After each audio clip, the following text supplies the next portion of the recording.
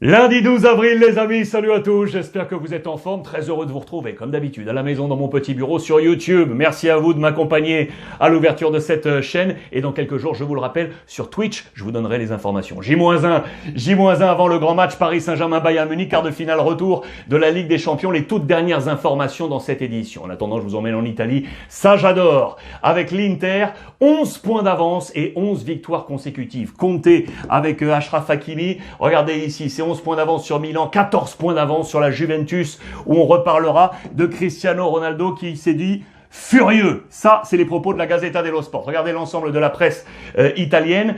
Conte si fa bello. Ici, la même photo avec Achraf Hakimi, qui est choisi ici à la une de Tuttosport également. Et du côté de la Juve, Pirlo avec Dybala. Pas avec CR7. L'Inter qui s'est donc imposé. La victoire 1-0 face à Cagliari. Inter sono le 11 di fila, parce que le 11 d'affilée, donc 11 victoires d'affilée. Très belle photo. Regardez Conte avec Lukaku là, avec ce large sourire qui fonce vers ce groupe. C'est une image symbole de cette voie réussie, direction le Scudetto. Avec ici là cette petite illustration que je vous ai grossie. Les voici, c'est 11 victoires consécutives pour Conte qui file peut-être vers un record. Ici, il avait déjà trusté 12 victoires consécutives avec la Juve en 2013-2014. Le record absolu, il est pour Mancini. 17 victoires avec l'Inter en 2006-2007. La Juve, donc, de son côté, s'est imposée 3-1 face au Genoa. La fête de la Juve sans Cristiano Ronaldo. Regardez la photo d'illustration. Ils sont tous là, sauf CR7. La victoire pour accompagner une nouvelle fois Pirlo. Mais Cristiano, le 5 sur 10, c'est la plus mauvaise note. C'est assez rare à préciser. La meilleure au passage, elle est pour Kulusevski. Que se passe-t-il avec Cristiano Ronaldo? Ça fait un petit moment qu'on se demande s'il va poursuivre son aventure du côté de la Juve ou choisir un nouvel horizon. Ça va pas favoriser les supporters de Cristiano qui aimeraient le voir rester à Turin. Le Cristiano furieux, regardez ce geste, il a jeté son maillot et ensuite il a tapé du poing dans le tunnel des vestiaires contre le mur.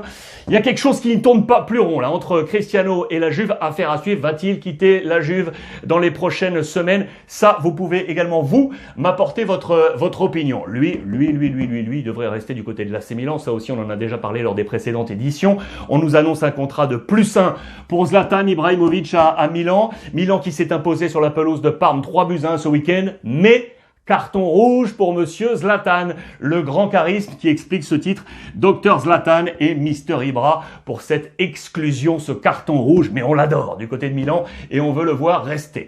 On file maintenant en Espagne. On est au lendemain du match qui était décisif pour l'Atlético Madrid. Je vous rappelle un peu le contexte ultra serré en tête. Samedi soir, le Real s'est imposé face au Barça dans le Classico 2-1. On va y revenir. Et hier, l'Atlético, pour maintenir à distance ses poursuivants, devait s'imposer. C'était sur la pelouse andalouse du Betis Séville, mais un but partout. Et regardez, certes, on est resté leader, on s'accroche à tout ce qu'on peut. Se aferra como puede al liderato. On s'accroche comme on peut à cette place de leader. Voici cette image symbole del Cholo Simeone et João Félix qui était très attendu dans ce match, mais qui s'est blessé. Et ça aussi, on va y revenir parce que ça va pas faire les affaires del Cholo Simeone. C'est un but partout avec, regardez, ces blessures. Leader, pero la sangría no para. La saignée ne finit pas. Luis Suarez était déjà blessé. Lemar n'a pas pu commencer ce match. João Félix est tombé. Trippier est tombé également. Attention, l'infirmerie Atlético est à bloc. Voici ce classement. 67, -1, 66 le Real Madrid, -2 ici. Également le Barça.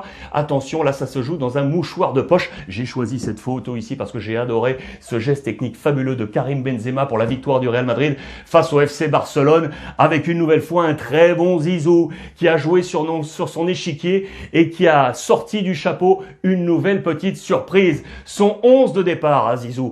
Bien évidemment, il était là Modric, bien évidemment Casemiro, bien évidemment Kroos également, les trois milieux, mais il y a rajouté Valverde qui n'était pas attendu dans ce 11 de départ. Lui a été énorme. Ça a été le coup de poker de Zizou, la réussite de la part de l'entraîneur français. D'ailleurs, le Real, regardez, qui trust 3 places dans le 11 type Marca de cette semaine avec Nacho ici, Karim Benzema bien évidemment, mais également Lucas Vazquez. Pourquoi je vous parle de Lucas? Parce que ça c'est une mauvaise nouvelle pour Zizou. Il est blessé Lucas jusqu'au terme de cet exercice très certainement. Zidane perd l'un de ses soldats les plus fidèles. Et en marche. Je vous rappelle que Lucas Vazquez est en pleine renégociation de contrat avec le président Florentino Pérez. Ça, c'est une grosse affaire à suivre. Je vous ai remis la presse catalane de dimanche matin, juste après le Classico. Vaya palo, que palo. Les mêmes titres à la une de Sport et Mundo Deportivo avec Illich. C'est le jeu de mots sur palo, parce que c'est le coup de bâton qu'on a pris sur la tête de la part du Real Madrid. Mais palo, c'est également le poteau, parce que Illich, à la dernière minute, a trouvé le poteau qui aurait pu permettre au Barça de prendre le point du match nul. Le Barça est resté quelques heures comme ça, les dents serrées. Mais regardez, ce matin, on veut y croire. On est reparti à l'optimisme. Ils sont en vie. Ils ne se rendent pas. Voilà la une de la presse catalane, avec notamment ces discussions avec l'arbitre pour Lionel Messi. Il y a eu plein de polémiques arbitrales dans ce match. Et vous savez que Koeman a quelques petits problèmes avec la VAR depuis le début de cet exercice. C'est Marca qui nous le rappelle. Et dans les colonnes de Sport, ça j'adore. Regardez, le Barça a monté le volume. Pourquoi? On jouait à Madrid, vous le savez, au stade Alfredo Di Stefano. Les joueurs madrilènes remplaçants ou les absents blessés sont dans les tribunes et souvent avancent de la voix. Et notamment le shérif, comme on l'appelle côté catalan. Le shérif, c'est Sergio Ramos, le capitaine qui était absent. Eh bien, les remplaçants catalans n'ont pas du tout apprécié et ont décidé de monter le volume et eux aussi se faire entendre pour participer à ce match, au moins avec la voix. Il y a notamment Riqui Puig qui l'a fait de façon très très fort dans cette rencontre. J'aime bien ce genre de petits détails. On se pose des questions sur Antoine Griezmann. Que se passe-t-il? Il était de nouveau remplaçant pour ce match face au Real Madrid, comme au match aller. 6 fois déjà cette saison qu'Antoine Griezmann est remplaçant. Va-t-il, oui ou non, poursuivre son aventure catalane? Ça, c'est un gros dossier. Lui est en pleine forme, comme je vous l'ai annoncé à la une. C'est Illich qui séduit complètement Ronald Koeman. Il est l'une des figures, des symboles de l'avenir de ce FC Barcelone. Je vous ai remis les notes également au sortir du match. Pour vous montrer quoi? Pour vous montrer qu'en l'absence notamment de Piqué, qui était attendu comme titulaire possible, mais qui a finalement été préservé par Ronald Koeman, il sortait de blessure, Mingueza a eu une très bonne note de 7. Il est en train de réussir ses examens de passage. Mingueza associé à Araujo. Je vous en parle parce que regardez, ce matin justement, il a passé l'examen. Mingueza, lui aussi, va s'inscrire dans le nouveau plan de Koeman. En attendant, Piqué, qui était donc préservé, sera le fichaje pour la finale de coupe. Samedi prochain, c'est la coupe, finale de coupe avec le Barça face à l'Athletic Bilbao. Piqué devrait être là. On file en Allemagne maintenant, les amis. En Allemagne, avec ça, la une d'hier, dimanche. Regardez, c'était à la une. Intervention de police au domicile du jeune Moukoko. La star Youssoufa Moukoko du Borussia Dortmund, 16 ans les amis. 16 ans, il vit seul chez lui et intervention de la police ce week-end. Que s'est-il passé? On nous explique ça en page intérieure. Ça c'était dimanche et ça c'était aujourd'hui.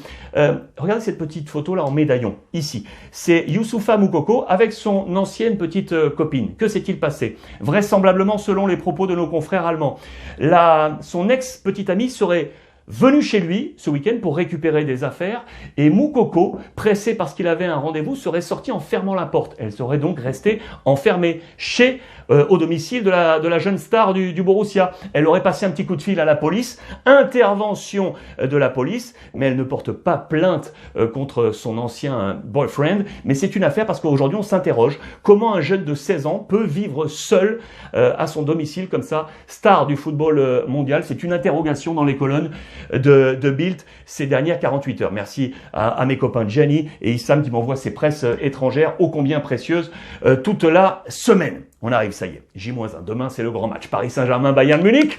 Quart de finale retour de la Ligue des Champions. Le Bayern qui n'a pu faire mieux qu'un match nul, 1 but partout face à l'Union Berlin ce week-end. Et pourtant, à domicile, plein de choses. Nouvel épisode de la guerre d'influence entre Flick, le coach, et Salihamidzic, le directeur sportif. Ça, c'est notre grand feuilleton, vous le savez. Ça pose des problèmes au Bayern. Là, il y avait un petit problème également avec Kingsley Coman qui a été touché dans ce match. Selon nos dernières informations, il devrait être OK pour jouer face au PSG. D'ailleurs, Kingsley Coman, regardez dans les colonnes de l'équipe ce matin à la préparation de ce match. Si proche, si loin avec la photo de Franck Ribéry. S'il est devenu indiscutable au Bayern Munich, Coman accuse un retard statistique et de popularité sur Franck Ribéry. Très très bon papier d'Alexis Menuche dans les colonnes de l'équipe. Voici quel serait le 11 probable. du PSG. Plein d'informations à vous montrer. Vous le savez que l'ami Marquinhos qui était touché aux adducteurs, des examens aujourd'hui très attendus, très importants pour savoir si oui ou non il pourra jouer. Si c'est non, cela pourrait être Danilo. À ses côtés, Kimpembe, le capitaine. Absent au match aller, Florenzi et Verratti qui étaient touchés par la Covid. Les 10 jours d'isolement sont terminés. Ils vont passer des tests PCR logiquement. S'ils sont négatifs et selon le protocole de l'UEFA, ils vont donc être OK pour être dans les plans de Pochettino. C'est une affaire à suivre. Ce serait sinon ici avec Dagba, mais on attend Verratti. Abdou Diallo qui était malade va mieux, ça devrait marcher. Au passage, Kurzawa et Icardi sont eux aussi opérationnels, mais pas suffisamment très certainement pour être dans ce 11 de départ avec Gay, Paredes, Di Maria, Mbappé et Neymar. Voici le 11 probable pour ce Paris Saint-Germain avec un complément d'information. Voilà, Verratti, l'espoir est permis, c'est dans les colonnes du Parisien aujourd'hui en France. Et très bon papier de Joël Batz, l'ancien gardien du PSG, également vous le savez du côté de l'Olympique lyonnais ensuite, qui donne son avis sur les performances très très bonnes de Keylor Navas. C'est à lire aujourd'hui, ça, dans le Parisien. Aujourd'hui, en France, on nous parle encore de Neymar avec deux très très bons papiers sur le Dr Neymar et Mister Junior. Ça rejoint, tiens, le titre de la Gazzetta dello Sport sur Ibra. On nous parle de l'exclusion face à Lille et de son talent face au Bayern au match aller avec ses 2 passes décisives. Voilà les deux pendants de Neymar, alors qu'on parle également de sa prolongation qui est sous pression. On est en pleine discussion alors que vous le savez, notamment le FC Barcelone aimerait le récupérer avec son copain Messi. D'ailleurs, dans les colonnes de l'équipe, Wagner Ribeiro, qui est son agent historique, ici, regardez, c'était en 2010 à Sao Paulo, revient sur sa relation avec Neymar et tous les prétendants de la star brésilienne et comment ça se passe dans cette négociation. Il nous l'affirme aujourd'hui, seul le PSG peut se payer Neymar. Voilà un signe fort de la part de l'agent de Neymar au Paris Saint-Germain. En marge de tout ça, demain on verra tous les compléments d'information avec les équipes probables, mais en marge je voulais vous montrer ça parce qu'il y a eu un très bon Lyon hier en championnat de France de Ligue 1, la victoire 3-0 face au SCO d'Angers. Regardez ce classement, tout se tient ici, la seule variation c'est Nice qui est passé à la 9e place, Lille, Paris, Monaco et Lyon. Lyon qui veut sa part du Léon justement et qui est toujours à la lutte pour disputer ce titre de champion. Bravo à Rudy Garcia qui a d'ailleurs réussi un petit coup tactique très intéressant également. C'est Depay, alerte à gauche, le capitaine de l'Olympique lyonnais qui a été positionné. Regardez, ici, ça a très bien fonctionné, ça pourrait rester dans le marbre si ça fonctionne si bien avec Paqueta, Toko Ekambi et Slimani. Très bonne trouvaille de la part de Rudy Garcia pour permettre à Lyon de s'imposer ce week-end. Et puis les amis, je voulais terminer cette nouvelle édition avec toujours un message, restons prudents, restons prudents par rapport à la Covid. Je voulais vous montrer cette image de De Rossi, regardez, qui est dans le staff de Mancini avec la sélection italienne, ce fameux cluster italien de ces derniers jours. Il a été touché, ça s'est aggravé, il a dû être ainsi hospitalisé ce vendredi sous oxygène. On lui souhaite toute la force possible. C'est juste pour vous adresser une nouvelle fois ce message, restons prudents par rapport à la Covid qui est toujours ici les amis. Merci de votre fidélité comme tous les jours. On se suit sur les différents réseaux sociaux et n'oubliez pas, profitez des vôtres.